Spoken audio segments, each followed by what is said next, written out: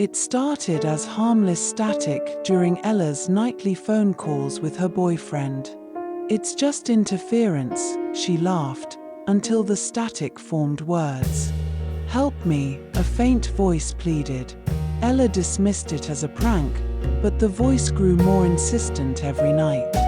It began calling her by name, describing events from her life only she would know. One night, the voice screamed, "Don't let him in." Confused, Ella froze. A loud knock shattered the silence.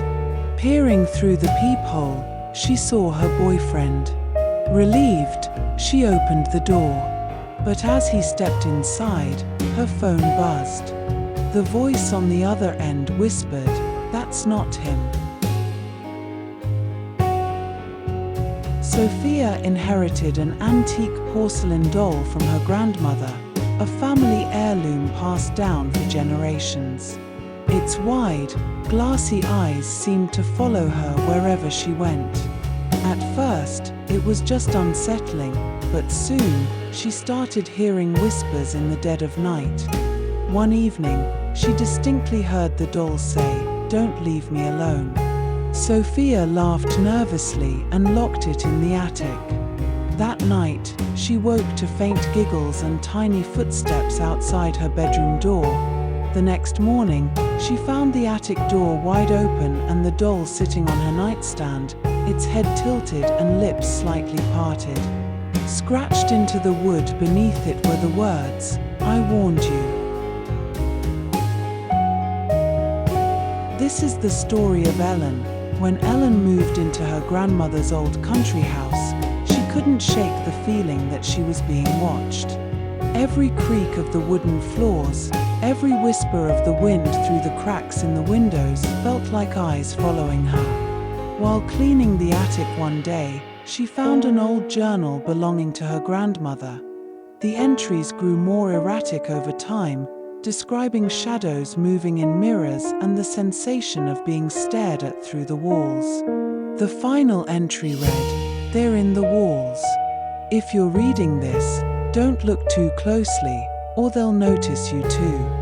That night, Ellen heard scratching behind her bedroom wall. She mustered her courage and pressed her ear against it, hearing faint whispers, laughter, and a raspy voice saying, "We see you." The next morning, Ellen found her reflection in the mirror didn't move with her. It just stared back, smiling. Mike and his friends loved urban exploration. One evening, they stumbled upon a hidden entrance to an abandoned subway tunnel. Eager to explore, they descended into the darkness.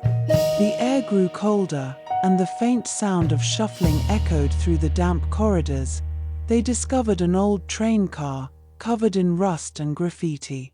Inside, the seats were worn, and the windows cracked, but one thing stood out, a pristine suitcase in the center aisle. When they opened it, they found photographs of themselves exploring the tunnel, taken just moments earlier. Suddenly, the lights of the train flickered on, and the doors slammed shut. The train roared to life, speeding into the darkness. Mike looked out the window, horrified, as he saw his own face staring back from the shadows of the tunnel. The next day, search teams found the suitcase, but no sign of Mike or his friends. Peter, the new cemetery keeper, was warned never to work past midnight. "That's when they walk," the previous keeper had said cryptically. Dismissing it as local superstition, Peter continued his duties late into the night.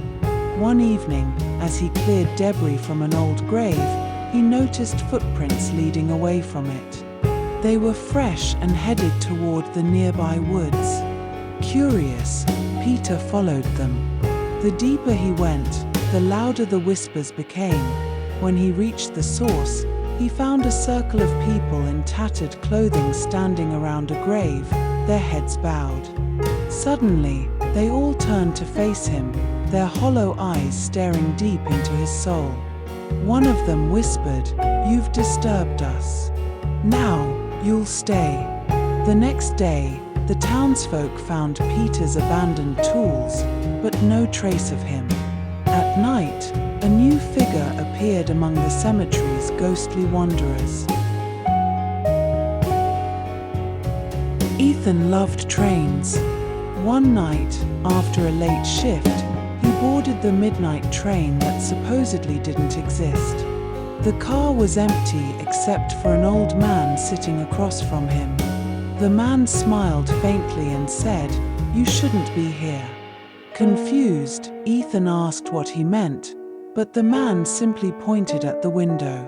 Outside, the scenery didn't match Ethan's usual route. Instead of city lights, there was an endless barren wasteland. The train screeched to a halt, and the lights flickered off. When they came back on, the man was gone.